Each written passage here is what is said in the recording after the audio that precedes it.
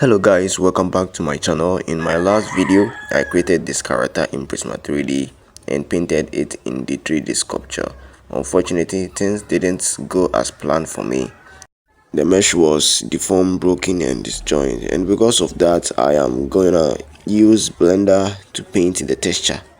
So I export my model to Blender and you can see the faces are separated from the mesh. You can see if I grab any face and they are not connected together as one mesh. So I will select all of the body and go to merge vectors and by distance, and you can see all the wireframe, the part where was separated was joined together. And if I grab any part, you see they are joined and they are not separated. So what I'm going to do next is I'm going to unwrap the model. So I'll go to the UV unwrap and I will increase the resolution to 4K, select the background for the UV and unwrap it smart project. So I'll go to the shaders mode and connect color to the base color and select my UV. So I start painting. Enjoy the process and I'll show you the last results. Thank you.